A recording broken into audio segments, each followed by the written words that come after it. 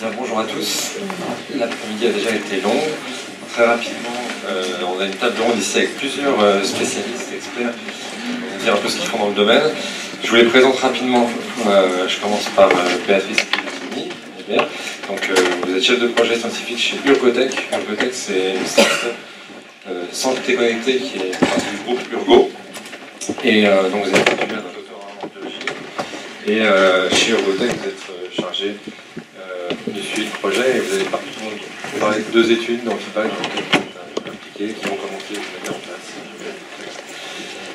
Nous avons aussi avec nous Rafal Novak, le seul non francophone de ce panel. Alors il se peut que je peux traduire certains mots en anglais, mais en tout cas il va répondre aux questions, il présentera son travail en anglais. Donc Rafal Novak, vous avez une formation académique avec un doctorat, un post-doctorat en électrophysiologie, en neuroimagerie, internationale d'ailleurs. Vous avez été en Espagne, en Allemagne, au Japon, et maintenant au sein de l'entreprise Neuroelectrics, vous allez nous parler d'un projet européen, STIPE, dans le domaine. Ensuite, nous avons Louis Maillot, donc, qui a participé en France aux premiers travaux sur les interfaces cerveau-machine à l'INRIA et qui est maintenant directeur de recherche chez Mansia. Et on a vu que Mansia a été partenaire de nombreuses études sur le neurofeedback là en France. Ensuite, Olivier Palanca, qui est clinicien, qui est praticien hospitalier à la Salpêtrière, psychiatre, et qui a beaucoup d'études sur neurofeedback, insomnie, également dans l'épilepsie. Et enfin, donc, le professeur David Cohen, qui est chef de service à la Salpêtrière, qui est psychiatre pour enfants et adolescents, et qui va nous parler un petit peu d'un nouveau robot, non, pas tout à fait, mais d'un robot dans les troubles du développement, autisme et TDAH. Merci beaucoup. J'ai quelques diapos, mais c'est juste pour illustrer, ça va être très rapide. En fait, moi, je ne suis pas du tout spécialiste de neurofeedback, d'ailleurs pas spécialiste de grand-chose. Mais bon, je suis à l'interface de pas mal de choses. Et je suis rentré dans ce domaine, en fait, un peu par hasard, dans le cadre d'un projet... Ah, pardon, je pensais que c'était... je n'ai pas vérifié en mon besoin. Voilà. C'est bon? Ah bah non, ils ont la version...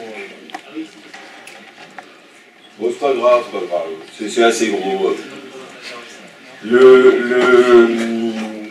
Donc un projet européen qui s'appelait Michelangelo, il y avait pas mal de partenaires en ingénierie et 2 partenaires cliniques, l'équipe de Pise et nous.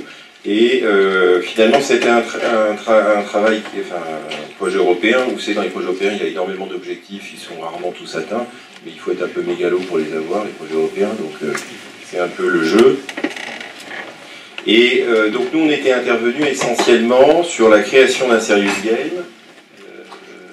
Là c'est pas bon.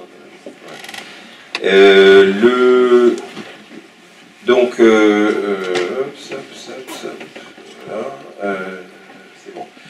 Les interfaces homme-robot, puisque je suis dans un labo de robotique, l'Institut des systèmes intelligents et robotiques, et puis tout ce qui était les interfaces et les signaux sociaux par Kinet et par audio. Et puis il y avait, c'est ce que vous voyez, l'utilisation d'un EEG Wi-Fi qui était produit par le boîte qui s'appelle Lenobio, et qu'on a utilisé et qui nous a permis de développer les autres projets qui sont venus après sur le neurofeedback. Donc le projet de neurofeedback dans le champ de l'autisme, parce que c'était un projet européen qui était sur l'autisme, en fait, là vous avez vu beaucoup de données sur l'attention, essentiellement sur les ondes PD machin, je ne connais pas dans le détail, mais il y a des spécialistes ici. Et finalement, ça c'est des choses sur lesquelles beaucoup de gens travaillent et il y a des résultats relativement robustes. Dans le champ de l'autisme, quand on regarde les données EEG et autisme, là pour le coup, il y a très peu de choses qui sont robustes et c'est très difficile de trouver un signal EEG qui permettrait d'avoir une cible, encore une fois, pour pouvoir travailler. Et c'est pour ça d'ailleurs que ça n'a pas tellement avancé, la partie neurofeedback dans l'autisme du projet européen. Ce qui a par contre été assez intéressant pour nous, ce qui a permis de développer le projet suivant que j'aurai une petite démo dans 2 secondes, c'est le fait que les ingénieurs développé un algorithme qui fonctionne assez bien pour éliminer les artefacts moteurs quand on a des EEG particuliers qu'on veut traiter de manière continue et prolongée, les artefacts gênent beaucoup le signal, donc il fallait pouvoir s'en affranchir. Après, on a créé un serious game qui est un serious game en interface tablette qui s'appelle Golia. Il y a plusieurs papiers qui ont été publiés et une étude clinique qui est en révision là, dans Child and Adolescent Psychiatric Mental Health. Alors, c'était une étude de faisabilité, donc il n'y avait pas de prétention de montrer la supériorité du jeu par rapport à un bras qui était treatment as usual en l'occurrence. Mais par contre, les enfants qui jouent avec le jeu dans le cadre du jeu apprennent. Et ce qui était intéressant, c'est que les parents pouvaient jouer à domicile, les données étaient transférées à l'hôpital de manière automatisée. Du coup, il y avait une séance toutes les semaines à l'hôpital où il y avait révision avec les parents, des données, etc. Et les parents continuaient à jouer avec l'enfant à la maison. Et il y avait une contrainte interactive, c'est que pour pouvoir jouer, il fallait que les deux tablettes, une soit utilisée par l'enfant, l'autre par le parent, et ils étaient en connexion Wi-Fi. Ensuite, on a fait pas mal d'études, et on a toujours sur les interfaces homme-robot. Donc essentiellement, les deux thèmes qu'on avait travaillés dans le Serious Game, c'était des thèmes qui sont travaillés dans une méthode qui s'appelle le Early Start Denver Model, où il y a plusieurs dimensions, mais en particulier l'imitation et l'attention conjointe. Et donc en robotique, on travaillait en imitation enfant-robot et en attention conjointe avec des tâches spécifiques. Vous pourrez voir ça dans les différents papiers si ça vous intéresse. Et puis, donc, il y avait toute cette histoire de transfert à domicile dont je vous ai parlé. Alors, pour arriver directement à ce qui vous intéresse aujourd'hui, et qui est un projet où on a juste fait une toute petite marche du projet, qui est l'idée de faire un robot AVS. Alors, vous savez, quand les enfants ont des difficultés d'apprentissage, et quand on parle de biofeedback ou de neurofeedback, on s'adresse quand même à des personnes qui sont capables d'avoir un minimum de conscience d'eux-mêmes. Alors, vous allez me dire, ça fait partie de nos habiletés humaines. Mais les gamins, nous, dont on s'occupe dans mon service, c'est plutôt des gamins qui ont beaucoup de difficultés et conscience d'eux-mêmes. Quand ils en ont, on est déjà content. Et donc, du coup, l'idée, c'est plutôt d'utiliser des signaux EEG, en l'occurrence, pour l'attention, mais pas de leur demander à eux de faire l'effort de comprendre ce qui se passe, éventuellement avec des retours que vous voulez, etc. Mais finalement, médiatiser ce retour par une information et un retour qui sera, en l'occurrence, robotisé. Donc c'est pas tout à fait un neurofeedback au sens de la définition que vous avez donnée juste avant. Excusez-moi parce que je ne vois pas très bien. Voilà, vous êtes ici, merci. Mais c'est plutôt finalement un feedback donné par un robot qu'on va essayer de rendre intelligent. Alors comment on veut le rendre intelligent? Alors l'idée c'est qu'il soit dans une classe. Alors s'il est dans une classe, il faut aussi que ce soit un robot qui soit capable de dire bonjour aux élèves, dire bonjour à la maîtresse, donc il faut qu'on ait un petit scénario qui fonctionne.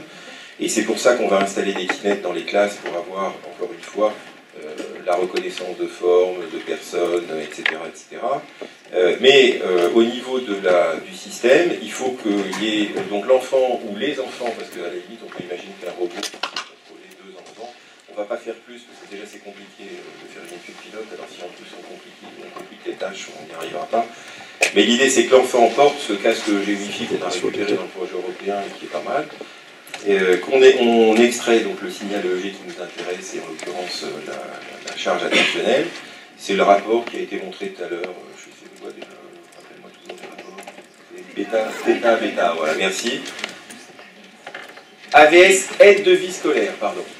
Parce que dans les... Oui, c'est vrai, tu as raison, ouais. AVS, aide de vie scolaire, c'est-à-dire quand les enfants ont des grosses difficultés à l'école, on envoie quelqu'un qui en général a malheureusement très peu de formation, mais au moins il est là pour aider la maîtresse et aider l'enfant à écrire à sa classe éventuellement quand il n'arrive pas à écrire, à le relancer sur les tâches, etc.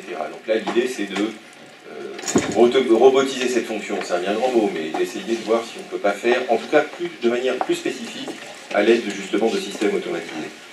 Et donc le robot, là en l'occurrence, donc là le système, il faut extraire, c'est ce que vous avez ici, le signal EEG, le transmettre au robot avec un certain nombre de process, et à ce moment-là, le robot va faire un retour à l'enfant, et l'idée qu'on a, c'est là pour le coup d'utiliser des méthodes à la fois de motivation et aussi de renforcement, où quand l'enfant aura fait finalement un certain temps bien attentif et tout, il sera récompensé par le robot d'une manière ou d'une autre. Et puis s'il a des ruptures attentionnelles, il y aura deux niveaux de retour. Soit on fait une relance par le robot qui lui pointe ce qu'il a à faire, ou qui lui dira un petit... Parce qu'on peut aussi imaginer qu'on lui fait des retours directement dans une oreillette que les autres élèves de la classe n'entendent pas. Vous savez, on peut tout imaginer d'une certaine manière. Ou alors, quand vraiment c'est trop difficile, et bien à ce moment-là, il dira à la maîtresse, c'est un gamin qui a besoin de faire une pause, ou un truc dans le genre.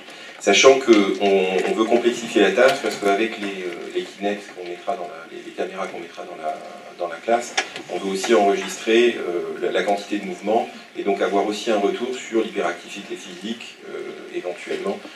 Même si l'hyperactivité majeure, en général, la maîtresse n'a pas besoin d'un système automatisé pour le repérer. Hein, mais c'est histoire de s'amuser. Alors voilà la petite démo. Donc ce qu'on a fait, c'est essentiellement... Ça se lance ou pas? Ah bah oui, comme ça se lance pas. Alors c'est con. Ah bah si, voilà. Donc vous voyez, alors là c'est pas un enfant, c'est un adulte qui a bien voulu se jouer au jeu. Donc là pour voir si le système fonctionne, donc on a juste la première étape du scénario. On regarde un clip vidéo. Enfin non, là c'est le système, histoire de montrer. Et donc l'opérateur qui porte le... Alors là c'est pour expliquer la prise automatique de quantité de mouvement, etc. Alors on peut même rajouter plein de paramètres.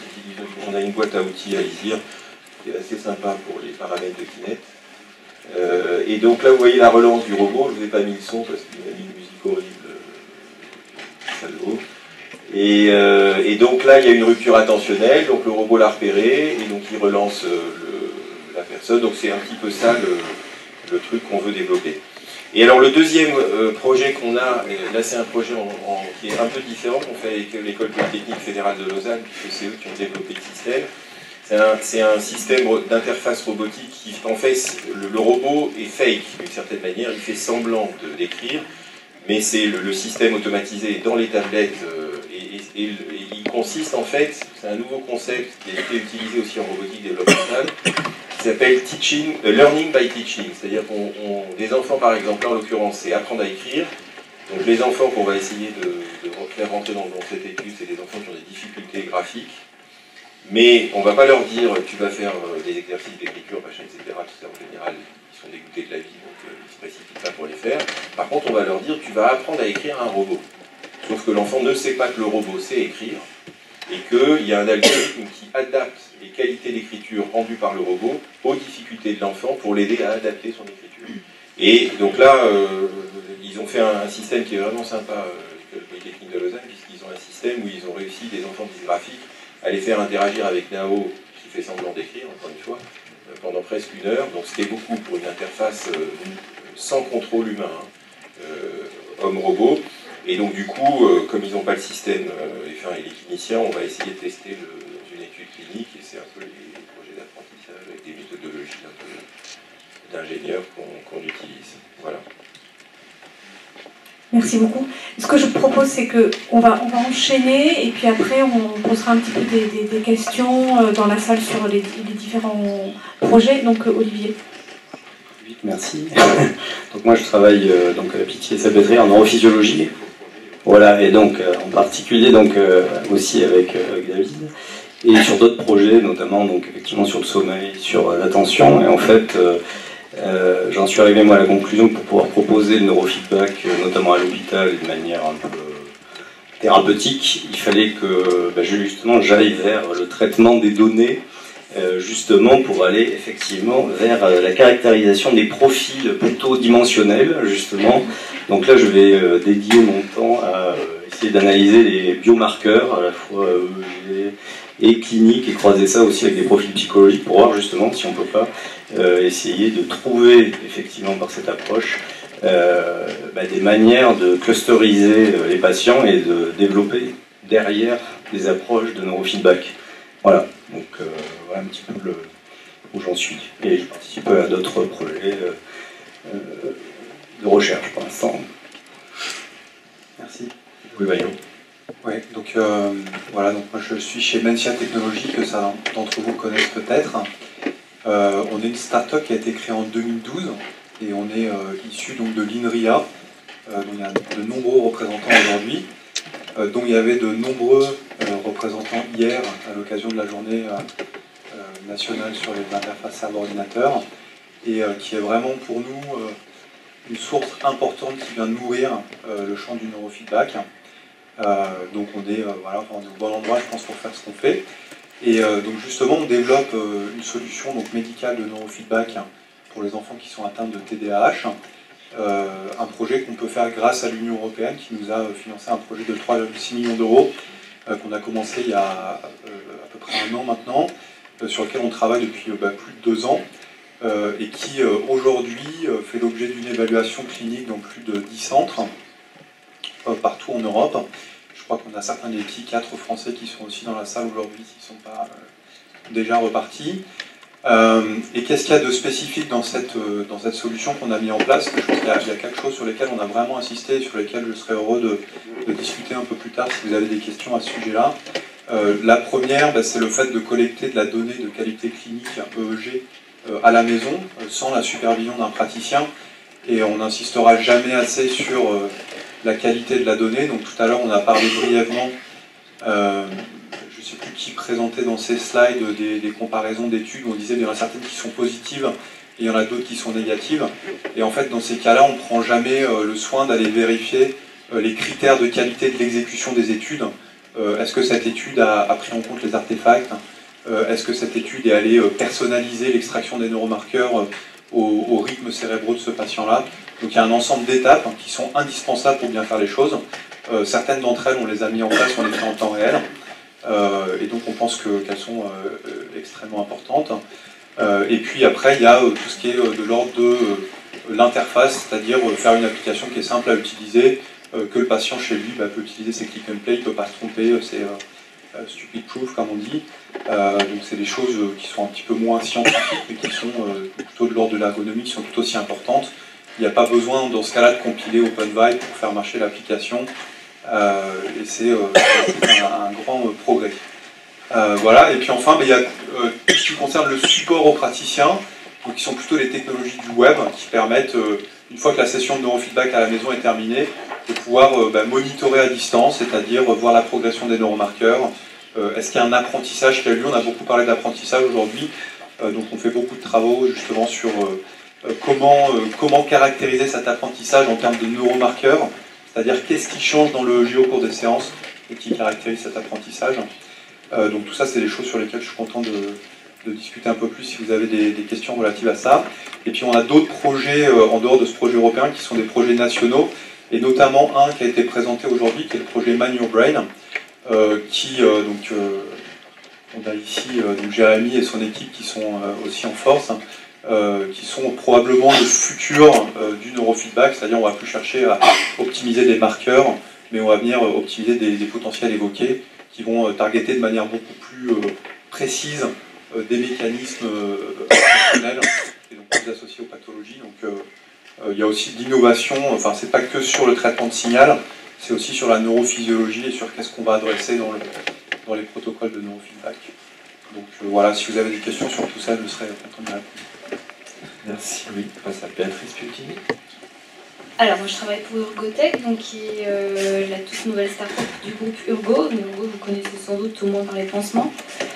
Donc les pansements, les compléments alimentaires, tout ça c'est un peu éloigné du neurofeedback. La start-up de santé connectée s'est créée en 2009. On avait déjà des projets un petit peu avant. Et la proposition d'Urgotech, c'est d'apporter aux patients une autonomie avec des moyens de santé innovants. Une autonomie pour se soigner ou pour se maintenir en bonne santé. Donc on a plusieurs objets connectés dans le pipe et un qui est déjà disponible, qui s'appelle Phil sur notre site internet. Et le neurofeedback, c'est un projet de long terme, comme NCA, de plusieurs années, qu'on est actuellement en train de développer. Donc l'idée, c'est de faire un neurofeedback portatif à la maison pour différents domaines d'application. Je ne rentrerai pas forcément dans les détails, mais du coup, se posent beaucoup de questions. Comme vous le comprenez, les pansements, c'est assez éloigné du neurofeedback. Donc, c'est un thème de recherche qui est nouveau dans le groupe, sur lequel on travaille depuis plusieurs années, mais qui n'est pas un socle au départ de notre groupe. Donc on s'entoure de partenaires académiques pour essayer d'arriver à tirer le meilleur parti de ce qui existe aujourd'hui et de ce qui existera demain pour ce produit-là. Donc en fait, on travaille notamment avec l'équipe de François Violette. Et aujourd'hui, en plus de la création de cet outil, évidemment, on se pose la question de comment prouver son efficacité, comment la rendre disponible à la personne, les mêmes problématiques que vient d'évoquer Louis.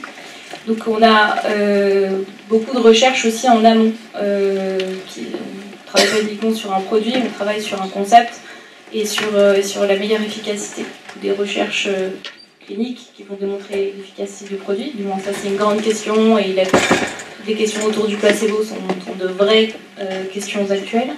Et puis des questions qui entraînent des recherches amont pour arriver à trouver le protocole qui va être le plus efficace. De même, je suis ouverte à toutes les questions ou suggestions. Merci beaucoup. On va terminer avec I'm sorry to talk in English, but next time when we have results already, I will try to speak French. So I would like to present slightly different approach with transcranial current stimulation for pediatric neuropsychiatric disorder treatment. So we have been recently granted with the European project within Horizon 2020, and we are developing and working on a therapy and a device for ADHD mainly and ASD, autism spectrum disorder treatment. So, you know, of course, there are limitations with the treatment of ADHD and ASD. We have pharmacotherapy, behavioral therapy, but with some limitation, we have neurofeedback, and we want to add to this transcranial current stimulation. You know probably about transcranial current stimulation. We are introducing weak current into the brain with 2 or more electrodes, and this current is modulating neurons. In general terms, another stimulation produce changes with excitation and cathodal inhibition, and whether this, of course, depends on the polarization, position of electrodes, and the orientation of the neurons in relation to the stimulating electrodes.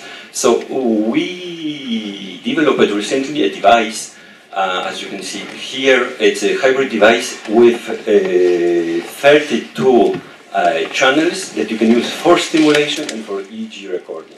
What's new? So you can use EEG information from the EEG and use the information as a feedback for the stimulation.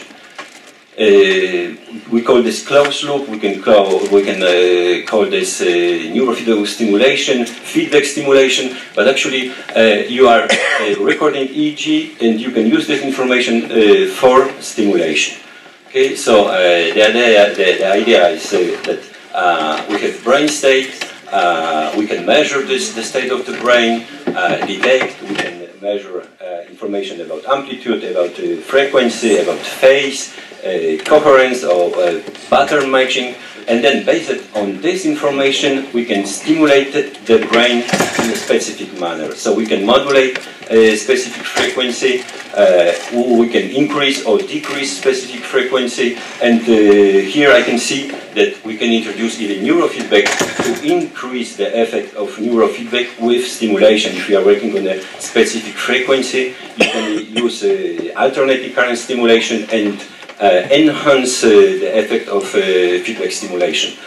Those are groups that are participating in the project. It's coordinated by Kiel University. We have partners from Germany, from Frankfurt and Magdeburg, then 2 from Portugal, from Lisbon and Coimbra. There is Hospital Tours in France, and we are from Spain, representing Neuroelectrics and startup companies. So our idea is to introduce innovative treatment approach with transcranial current stimulation for chronic pediatric neuropsychiatric disorders, and we expect that this will be an effective intervention method for children and adolescents with ADHD and ASD, and targeting disorder-specific neurocognitive and behavioral impairments.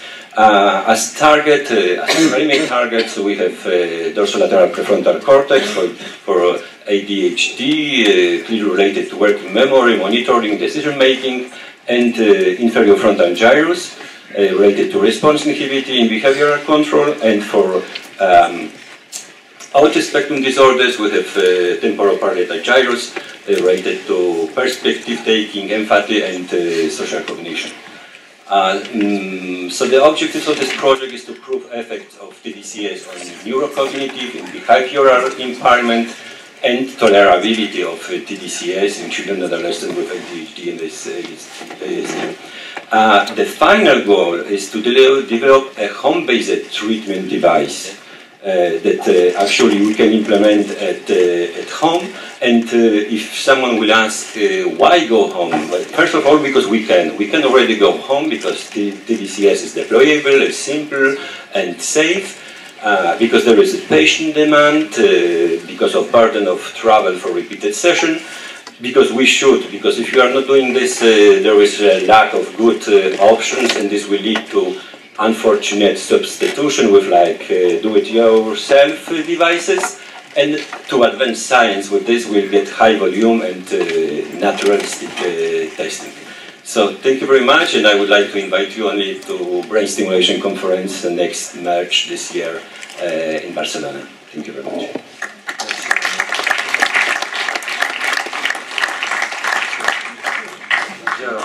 Cette table ronde, c'est d'avoir une interaction avec la salle, de vous faire intervenir, poser toutes les questions que vous voulez. On a un panel très riche ici, on voit qu'il y a des industriels qui sont intéressés par le domaine, pas seulement le neurofeedback, mais la neuromodulation en général. Et on a des cliniciens aussi, donc c'est vraiment beaucoup de réponses.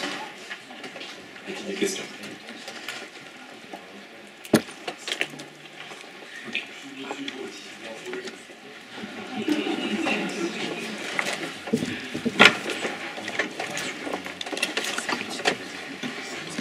Question idiote, je suis généraliste. Qu'est-ce qui est établi, validé, qu'est-ce qu'on peut utiliser d'ores et déjà validé par la science? Un des problèmes du neurofeedback, c'est qu'on n'a pas de guidelines.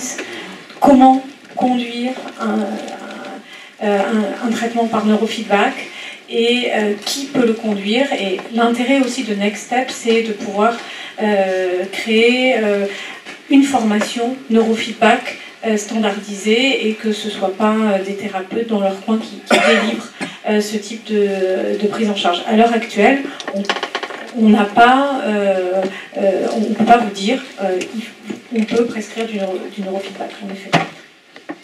Si je peux compléter, et je pense aussi qu'il y a une histoire de phénotypage, c'est-à-dire de trouver ceux qui vont être réceptifs ou répondeurs au traitement, et justement, il nous manque encore des étapes de savoir, effectivement, on l'a dit tout à l'heure, quel est le critère d'efficacité d'une séance à une autre pour pouvoir évaluer la progression dans le cas où le neurofeedback marcherait sur une proportion de répondeurs.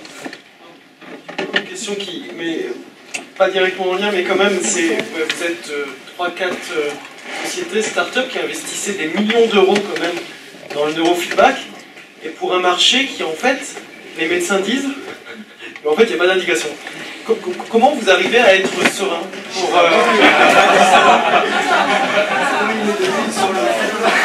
table ronde? En tout cas, il y a des millions d'euros européens qui sont investis. Je pense qu'en fait, les industriels sont fous. Voilà. Non, c'était pas la réponse. Hein. Je pense qu'il faut pas. Enfin, en fait, on a mal démarré, mais je pense qu'il ne faut pas opposer comme ça l'approche industrielle et l'approche du clinicien. On est des citoyens qui voulons participer à une démarche de soins. On arrive avec nos convictions. Alors bon, il y a des conflits d'intérêts, c'est sûr, ils sont clairs. Nous, on est des industriels, mais on est aussi là pour contribuer. Et forcément, on est plus convaincus. Donc moi, je vais faire le pas de plus, et vous allez faire le pas derrière en disant attention, il faut être prudent et mettre un review, etc. Donc on joue nos rôles, c'est normal.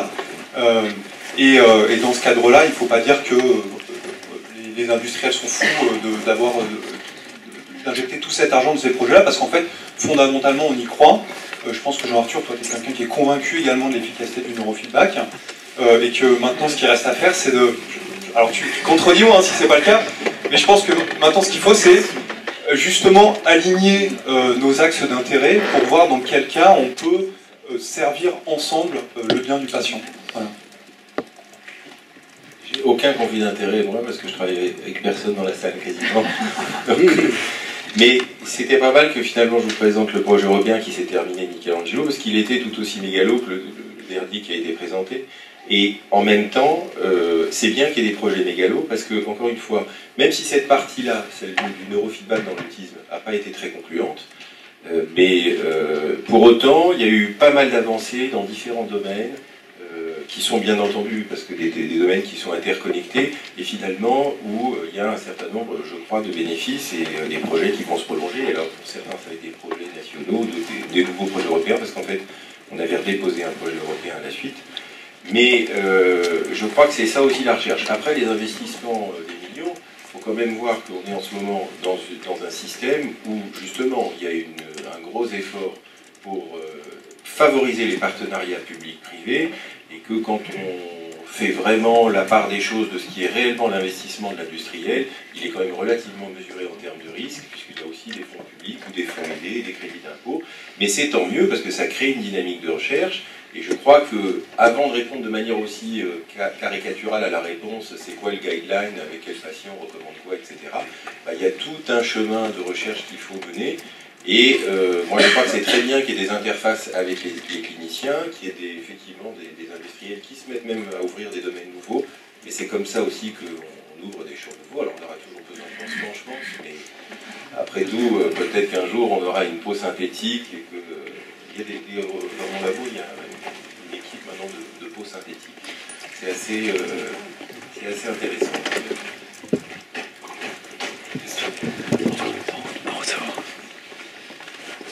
Et du coup, moi j'ai une question, il y a justement plusieurs industriels qui s'attaquent au neurofeedback.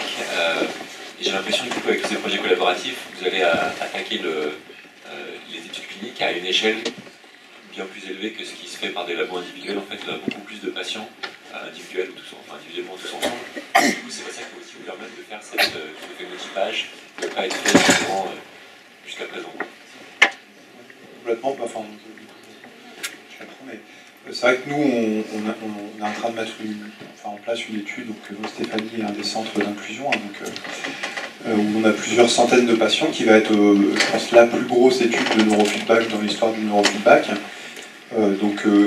Évidemment, avec les données qu'on va avoir, qui vont être des données homogènes, on va pouvoir adresser un certain nombre de points sur des analyses post-hoc, et en particulier celles des différents phénotypes, celles de qui sont les patients. Alors quelqu'un posait la question aujourd'hui, est-ce qu'on peut avoir un test qui au début nous dit tout de suite est-ce que le neurofeedback va marcher ou pas? Ben oui, ça c'est des choses qu'on peut rétrospectivement mettre en place sur la base de ces données, dire ce patient plutôt ce protocole, ce patient plutôt celui-là, ce patient pas de protocole, désolé, ou alors commençons plusieurs séances et voyons voir. Donc en fait on est au tout début du neurofeedback et il y a une marge de progression qui est gigantesque, que ce soit sur les marqueurs qu'on adresse, la matière dont on les adresse, et l'apprentissage, quel type de feedback, la combinaison des feedbacks. On est vraiment au seuil d'une technologie qui est extrêmement vaste et qui va ouvrir des perspectives probablement qu'on envisage mal aujourd'hui. Ouais. Si je peux compléter, je suis entièrement d'accord, et je pense qu'on est exactement de l'autre côté, justement, d'attendre ce type de phénotypage pour pouvoir orienter des patients sur des thérapies qui peuvent être éventuellement coûteuses d'ailleurs, et que c'est un des freins là actuellement, c'est que pour le proposer, que ce soit en privé ou même à l'hôpital, c'est-à-dire il faudrait ouvrir carrément des chambres dédiées avec le personnel. Si on n'a pas ce niveau de preuve et d'orientation, on ne peut pas débloquer ça au niveau de l'hôpital. En tout cas, moi, clairement, c'est ce qui se pose comme problématique. David.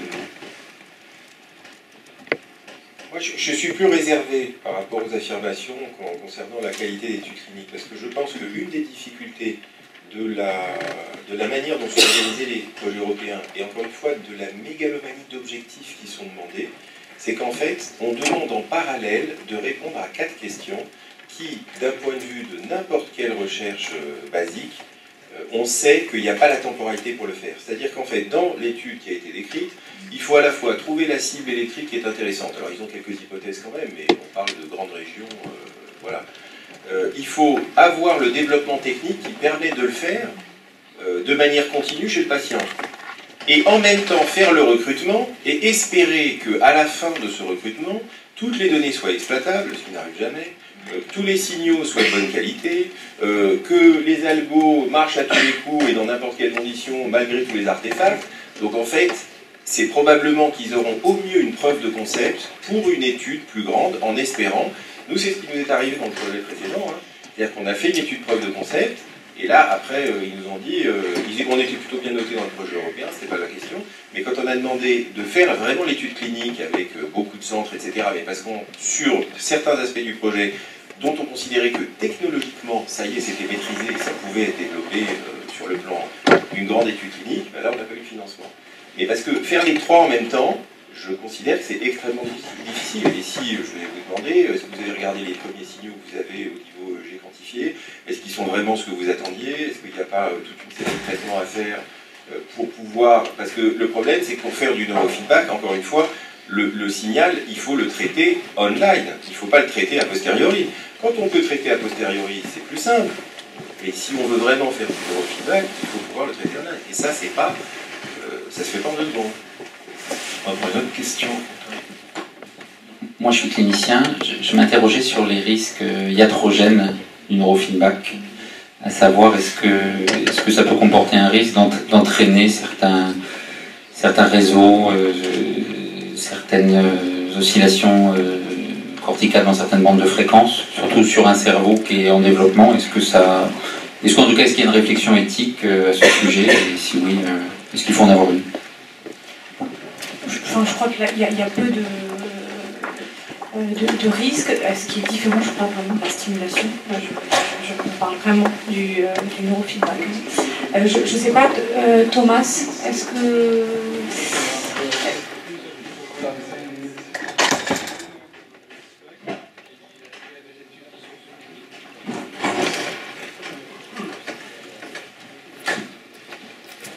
Il y a je pense, des papiers qui sont sortis par Hammond, décrivant des effets néfastes, et ça dépend beaucoup de la population et sur les ondes qu'on a. On sait qu'il y a par exemple cette étude AB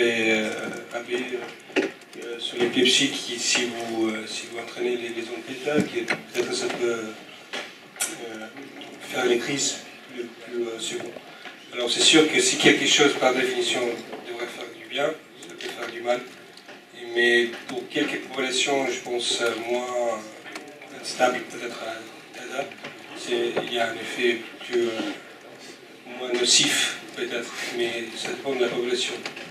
Et je pense que ça c'est aussi une côté éthique et peut-être avec ces grandes études on saura quel niveau d'effet néfaste il peut y avoir, parce que pour l'instant mon criticisme c'est qu'on base beaucoup d'essais cliniques sur des données qui sont ok, il y a des études mais c'est sur des samples très bas et on n'a pas forcément un panorama de toutes les choses qui peuvent se passer.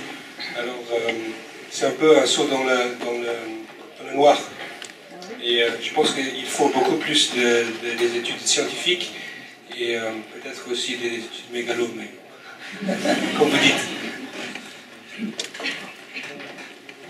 Je voudrais juste rajouter que ça rejoint aussi le niveau de la preuve de l'efficacité, c'est-à-dire quelle est l'action réelle du neurofeedback en termes de neuroplasticité, en gros sur le cerveau. Et là, je sais qu'il y a des études qui ont débuté, notamment avec des implantations intracrâniennes, justement pour tester au niveau carrément neuronal l'impact de la boucle de neurofeedback, qui permettra peut-être d'extrapoler sur l'action réelle en termes de neuroplasticité, et du coup d'extrapoler sur le fait que ça peut créer des nouveaux circuits à ce moment-là. Et là, à ce stade, voilà, mais à la limite, ça pose presque la question de l'efficacité qu'on avait mis en doute tout à l'heure. Bon, donc, je pense qu'on ne peut pas répondre en fait à cette question à ce jour. Une question ici. Je dois juste terminer. En fait, il y a une étude même qui compare spécifiquement les effets secondaires du méthylphénidate comparé aux effets secondaires d'un protocole pour le TDAH, et qui montre que oui, il y a des effets secondaires du neurofeedback et qui sont inférieurs mais comparables à ceux du méthylphénidate. Donc, je pourrais te passer ce papier, Antoine. Oui, s'il vous plaît, une question pratique. On peut attendre dans quel genre de délai la création d'un cycle de formation pour les praticiens dans le domaine du neurofeedback? Ça serait une façon indirecte de pouvoir laisser en suspens la question de la précision des indications, dans la mesure où à partir du moment où des patients seraient référés à ces gens qui auraient été formés, et s'ils ont la qualification pour exercer des responsabilités thérapeutiques, ils disent oui, il y a une indication et je prends. Ou bien non, il n'y a pas d'indication. Ouais. Enfin, je pense que Jean-Arthur va peut-être répondre par rapport à ça sur d'ici un an, un cycle de formation pour le neurofeedback, pour les guidelines, pour...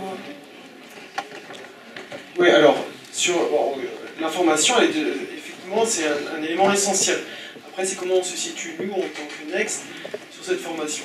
Alors, le premier truc, par rapport, je ne sais pas si on est convaincu que c'est efficace. En tout cas, ce qu'on est convaincu, c'est que c'est un champ de recherche passionnant et que dans ce champ de recherche, il y a besoin de le structurer à la fois au niveau de la clinique, de la recherche et de la formation. Et en fait, Next va se situer comme ça. Si on fait des formations, c'est pas pour qu'il y ait le label AFPBN, Association Française de Psychiatrie Biologique, je peux faire du neurofeedback, regardez, j'ai le label. On ne va pas penser la formation comme ça, comme elle est pensée par d'autres officines et qui sont légitimes, qui sont le BCIA, le Biofeedback Certification International Alliance, et qui font leur rôle et qui vont d'ailleurs faire, je leur fais la pub malgré eux, mais qui vont faire leur première formation en France en juin à Marseille. Et Jean-Louis Drouet du site biofeedback.fr m'avait tenu au courant de ça. Donc il y a une première formation quand même sur le BCIA qui le fait. Mais Next, on ne va pas se situer dans ce domaine. On ne veut pas être un label de pratique. On veut pouvoir faire des formations pour discuter justement en pratique tout ce qu'on a discuté ici, prendre le temps dans des modules de formation de dire quels sont les paramètres importants à tenir compte pour faire des pratiques de neurofeedback rigoureux par rapport à l'état de l'art actuellement. On a vu l'ensemble des critères actuellement qui pouvaient être discutés, mais en fait tout est à faire parce que cette liste de critères de bonne pratique elle n'est pas encore établie et donc au cours de ces modules de formation on pense que ça sera des éléments où on discutera de ces éléments de l'art et il est très probable que ces modules de formation du coup s'implémentent progressivement et s'améliorent au fur des années. On espère au final pour pouvoir dans 5-10 ans dire que voilà, le neurofeedback se fait à peu près comme ça. C'est comme ça que ça s'est produit dans le domaine de la RTMS et peut-être que Christophe Daudet, tu peux nous dire quelques mots sur la RTMS parce qu'ils ont vécu ça. Ils ont vécu dans le champ de la RTMS, c'est-à-dire de la simulation magnétique transcérébrale, au début des protocoles très disparates avec une efficacité qui, suivant les méta-analyses, était pour, était contre. Puis ils ont fait la première étape qui a été de dire listons la liste des critères qui doivent être contrôlés dans un protocole de RTMS. Et faisons des formations pour apprendre cette liste de critères, pour que les gens, quand ils se lancent dans une séance de RTMS, ils sachent qu'au moins, ils aient conscience de cette liste de critères à contrôler. Et puis, progressivement, les études se sont améliorées, et il y a une synergie comme ça, à la fois de formation, de clinique, de recherche, qui fait que la RTMS est maintenant une thérapeutique valide, et qui a des indications, là pour le coup, par rapport à la question du médecin tout à l'heure, des indications de niveau de preuve bonnes dans un certain nombre d'études régionales. Merci. Donc, pour vous donner un ordre d'idée, on a vu qu'au niveau des méta-analyses sur neurofeedback et TDAH, on était à 4-5 méta-analyses. Au niveau de la RTMS par rapport à la dépression, en 2007, il y avait déjà 7 ou 8 méta-analyses sur 70 études. Là, on est en train de parler de peut-être 15 ou 5 études.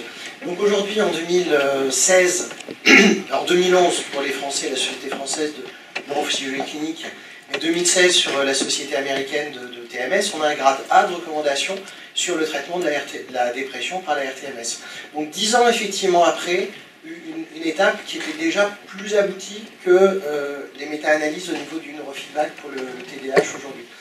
Donc le parallèle, ce serait la TDCS qui au jour d'aujourd'hui, il y a notamment en journée parallèle par rapport au congrès comme Brain Stimulation, il vient de s'en passer un le week-end dernier à New York, sur l'ensemble des neuromodulations, neurostimulation, il n'y avait pas de neurofeedback. Mais où les cycles de formation, c'est véritablement quel est le protocole pour pouvoir bien mener techniquement la mise en place des électrodes matérielles pour la reproductibilité. C'est l'élément effectivement qui est essentiel. Donc le neurofeedback, il est déjà en retard par rapport à ces étapes, même si les premiers papiers, c'est peut-être déjà, alors moi je dirais peut-être 34 avec Gray Walter, avec Adrian et Matthews, donc 4 ans après Hansberger. Mais 3000 papiers, 40 ans de recherche, mais au niveau méta-analyse, il y en a 5 et on parle de 5 à 15 études. Donc au jour d'aujourd'hui, c'est effectivement peut-être pas les guidelines, les critères effectivement de grade de recommandation, mais déjà effectivement qu'il y a une reproductibilité dans la pratique et c'est vraiment l'étape qui est celle aujourd'hui. Alors je te renverrai la balle parce qu'en fait, l'élément sur lequel on peut peut-être prendre référence, puisque les travaux dans les années 50-60, et on va revenir à Chicago, à Zierensky et Dick Clement, et finalement dans la somnologie, ce qui est important, c'est effectivement cette reproductibilité, la codification, et comment utiliser les machines, l'appareil. Donc il y a beaucoup plus d'avance dans la médecine du sommeil que dans le neurofeedback, alors que c'est dans le même labo finalement que c'est parti, c'est celui de Dick Clement et Zierensky. Donc effectivement, il faudrait passer par l'étape de la reproductibilité et que les gens effectivement sachent mettre quels appareils, quelles séquences, quels éléments. C'est vraiment ça, je pense, qui serait important dans les sites de formation. Concrètement, on va mettre en place des modules de formation pour avoir un premier en juin. Vous serez tenu au courant sur les mailing lists. Puisque maintenant on fait partie de la FEBN et donc du soutien logistique de Quadrature, qui est une société qui va nous aider à organiser ces formations. Donc vous serez tenu au courant pour ces modules de formation sur le modèle de STEP, mais encore une fois, pour que ces modules de formation puissent permettre de discuter cette liste de critères qualité, plus que pour pouvoir fournir un label à des praticiens hypothétiques. Mais voilà notre position au sein de l'EF. Si je comprends bien, cette formation, ça ressemblera à une journée comme aujourd'hui? Ça sera en plus petit comité. Et ça sera sur deux niveaux de modules de formation, un niveau un peu basique sur les principes électrophysiologiques, le traitement de signal, tout ça, et un deuxième niveau sur le niveau apprentissage, et ça sera un peu comme aujourd'hui, mais de manière rendue un peu plus pratique, puisque ce qui peut être vraiment mis en pratique. Là, on a vu quand même un niveau aujourd'hui de recherche, donc un niveau d'excellence dans les différentes équipes de recherche innovante, l'INRIA, l'INSERM, etc. Donc c'est voilà, donc essayer de le rendre plus pratique dans les formations. Oui, bonjour, je me posais la question par rapport au type de matériel de neurofeedback et spécifiquement ceux qui utilisent des EEG très opaques dans la manière de donner leur feedback. Non mais on avait déjà l'an dernier discuté de cette officine québécoise ou canadienne. C'est une question importante parce que c'est vrai que, bon, en étant, moi je suis thérapeute en feedback avec du matériel scientifique et beaucoup de questions de la population m'arrivent en me disant mais vous faites quoi, ou alors disant ah mais moi j'en ai fait et c'est ça, et il y a une désinformation qui se passe. Nous, ce qu'on veut fournir en axe, c'est une grille de lecture. C'est une grille de lecture du matériel que quand vous allez voir le matériel Mencia, vous disiez ah, avec cette grille de matériel, ah oui, Mencia, c'est telle science.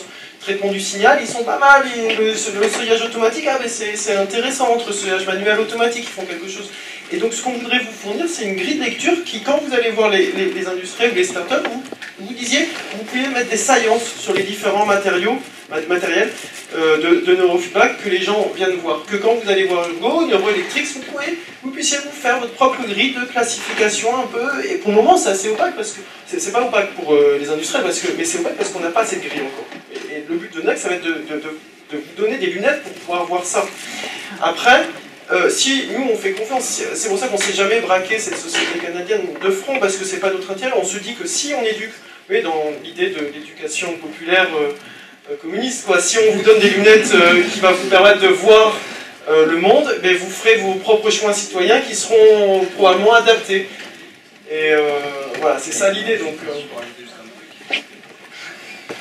c'est aussi un débat qu'on a depuis plusieurs années là. Et effectivement, là, ce qui est vendu entre guillemets comme idée, c'est qu'il y a un algorithme magique qu'ils ne peuvent pas révéler et que c'est ça qui va vous guérir. Donc en fait, là, on joue un peu sur cette. Et en plus, ils ont une logique qui est de recruter entre guillemets, des patients qui deviennent ensuite des thérapeutes. Donc, on est sur un mécanisme pyramidal pseudo-sectaire, hein, pour moi. Donc, et du coup, les gens sont convaincus. Oui, mais parce qu'effectivement, ils enregistrent le signal EEG, il y a une sortie visuelle qui ressemble, puisqu'on a une analyse, et derrière, on a un algorithme dont on a à peu près l'idée, hein, et voilà, de renforcer certaines bandes de fréquences. Et en fait, on a eu ce débat plusieurs fois qui était, mais quelle est la logique derrière pour dire que vous renforcez tel type de bande de fréquences? Et là, effectivement, on n'a pas d'information. Et donc, je pense que ce que tu disais, ce sera de communiquer justement là-dessus, de dire, il n'y a pas de niveau de preuve pour dire que de renforcer tel type de bande de fréquences, la société ne veut pas communiquer dessus. Bon, voilà. Je pense que ce sera fait, hein, enfin, à mon avis. Mais on ne fera pas de grille comparative, on laissera ça aux journaux, on ne fera pas que choisir d'une L'information objective, en gros, c'est ça? Mais ça, je le connais, ça sera discuté au sein du ministre, à mon avis, moi, je ne vais pas faire le grille de que choisir. Mais, juste en leur donnant les lunettes, qu'est-ce que vous avez à voir comme grille pour aller choisir votre matériel de feedback en toute liberté? Et la liberté, c'est l'information d'abord. Nous, on publiera une grille comparative. Voilà, j'ai le micro, j'ai une question qui à la fois rebondit sur à la fois la formation, les niveaux de preuve et à quel patient, mais qui questionne plus la question de l'homme augmenté, ou finalement quel est le champ de données dont on dispose pour répondre à cette question qui est une question qui ne concerne pas directement les cliniciens, mais qui est manifestement quand même appliquée dans certaines armées, en tout cas questionnée.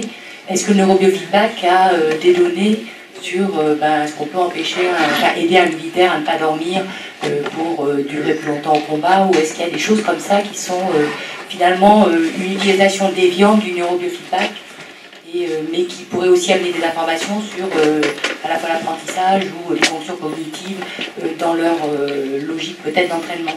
Mais ça a du bon et du moins bon. Oui. Mais nous, ça ne nous intéresse pas. Mais comme tout, oui, ça va être utilisé à des fins. Oui. Ouais. Mais bon, nous, c'est pas notre domaine, donc je sais pas si. Par rapport à le. Oui, au niveau éthique de l'homme augmenté, bah, c'est. Le niveau éthique, elle est ailleurs, mais finalement, il y a des éléments dans les recherches sur l'homme augmenté qui permettent de faire avancer la clinique, on peut s'y poser comme ça. Est-ce que vous pensez à quoi quand vous dites ça? Je me dis, est-ce que finalement. Est-ce que si on entraîne une fonction attentionnelle particulière, ça permet derrière de généraliser à d'autres fonctions? Ou est-ce que... Enfin, vous voyez, c'est plutôt des logiques d'apprentissage qui pourraient venir de ce que ce champ-là pourrait apporter, que je ne connais pas par ailleurs, hein, mais que... Je sais pas, enfin je veux dire des généralités, mais c'est sûr qu'il y a un risque de... Si vraiment on a des thérapies efficaces qui sont accessibles à un certain public et qui renforcent certaines inégalités de formation ou d'apprentissage, il y a un risque effectivement qu'il y ait des dérives qui soient faites. Mais bon, je pense à ce stade, on en est quand même relativement loin, vraiment, et on est plus dans la compensation de troubles pour l'instant que vraiment l'amélioration, parce qu'il y a des startups qui se sont lancées là-dedans, et puis finalement qui commencent à repousser un peu chemin. Bon voilà, c'est... Je crois qu'on en est pas. Oui, c'est utilisé, mais c'est utilisé dans le sport, par exemple. C'est vrai qu'il y en a qui, voilà, le congrès de neurofeedback aux États-Unis parle de l'amélioration des performances sportives, tout ça, ça existe. Après, honnêtement, le niveau de preuve, là aussi, je le connais pas bien. Mais en tout cas, ça rejoint la question qui était posée tout à l'heure, c'est-à-dire est-ce que ça entraîne vraiment des modifications à long terme de la plasticité cérébrale? Et là, c'est pareil, on n'a pas vraiment de preuve à ce stade. En sport, là, sur le POT et sur les tirs d'élite, donc les archers, les tireurs, il y a des études très sérieuses, notamment de Babylonie, qui montrent que oui, il y a une augmentation de la performance suite à la pratique du neurofeedback, qui sont assez convaincantes. Donc voilà, donc elles contribuent à notre domaine. Peut-être que les recherches dans le domaine du médical, qui sont faites par la communauté qui est là aujourd'hui, contribuent aussi à ce qui s'appelle le peak performance ou à l'humain augmenté. Voilà, donc il y a des questions éthiques derrière. Nous, c'est pas ce qu'on fait. Je pense que personne ne fait ça ici.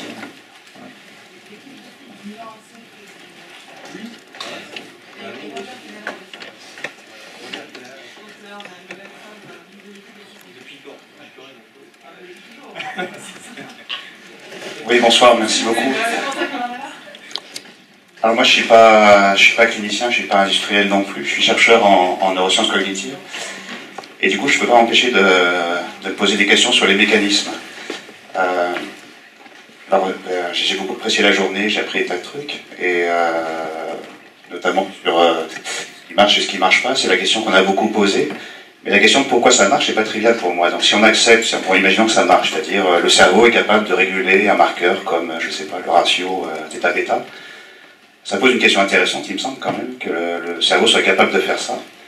Et donc je me demandais si on a déjà des éléments de réponse, comment est-ce que le cerveau s'y prend pour arriver à réguler ce marqueur, ou s'il y a des recherches là-dessus, ou si vous pensez que peut-être une recherche sur les mécanismes pourrait peut-être permettre d'améliorer les techniques d'entraînement.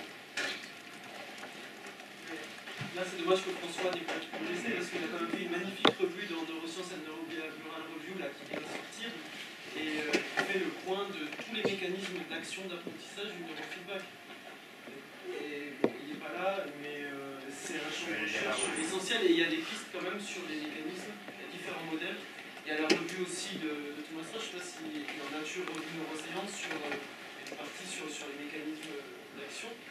Et je pense qu'il y a pas de revue sur les mécanismes d'action, mais il y a beaucoup de recherches dessus. Je ne sais pas si Thomas il y a des grosses revues sur la station.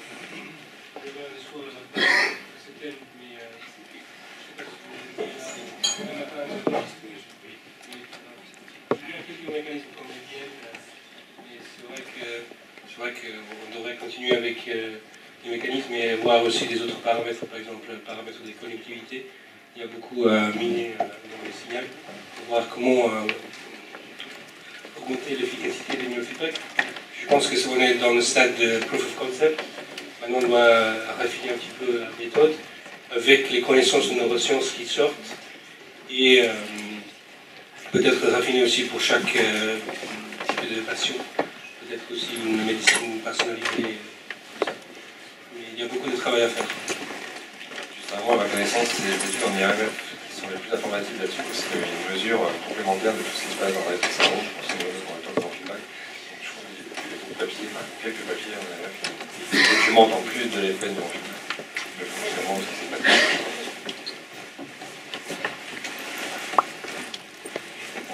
Il est l'heure. Merci beaucoup à nos intervenants. Merci à vous.